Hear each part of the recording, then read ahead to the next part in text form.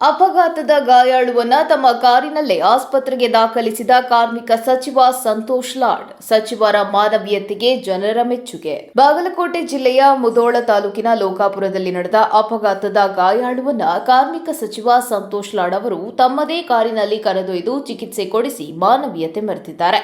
ಬಾಗಲಕೋಟೆ ಜಿಲ್ಲೆ ಮುಧೋಳ ತಾಲೂಕಿನ ಲೋಕಾಪುರದಲ್ಲಿ ಟ್ರ್ಯಾಕ್ಟರ್ ಹಿಂಬದಿ ಹೊರಟಿದ್ದ ಬೈಕ್ ಸವಾರ ಆಯ ತಪ್ಪಿ ಬಿದ್ದು ಗಾಯಗೊಂಡಿದ್ರು.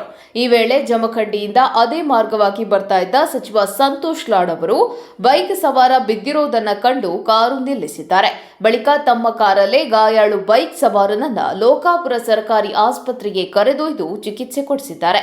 ಗಾಯಾಳು ಬೈಕ್ ಸವಾರ ಸತೀಶ್ ವೆಂಕಪ್ಪ ಮಾದರ ಅವರಿಗೆ ಮೊಣಕಾಲಿಗೆ ತೀವ್ರ ಗಾಯವಾಗಿ ನೋವಾಗಿತ್ತು. ಲೋಕಾಪುರ ಆಸ್ಪತ್ರೆಯಲ್ಲಿ ಪ್ರಾಥಮಿಕ ಚಿಕಿತ್ಸೆ ಕೊಡಿಸಿ ನಂತರ ಹೆಚ್ಚಿನ ಚಿಕಿತ್ಸೆಗೆ ಬಾಗಲಕೋಟೆ ಜಿಲ್ಲಾಸ್ಪತ್ರೆಗೆ ಆಂಬ್ಯುಲೆನ್ಸ್ನಲ್ಲಿ ಕಳುಹಿಸಲು ಕ್ರಮ ಕೈಗೊಂಡಿದ್ದಾರೆ.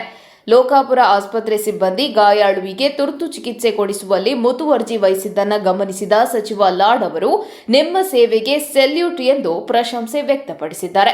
ಗಾಯಾಳುವಿಗೆ ಅಗತ್ಯ ಚಿಕಿತ್ಸೆ ಕೊಡಿಸಿದ್ದೇ ಅಲ್ಲದೆ ಧೈರ್ಯ ಹೇಳಿದ ಸಚಿವ ಲಾಡ್ ಅವರು ಇನ್ನು ಮುಂದೆ ಎಚ್ಚರಿಕೆ ವಹಿಸಬೇಕು ಅಂತ ಬುದ್ಧಿವಾದ ಹೇಳಿದ್ದಾರೆ.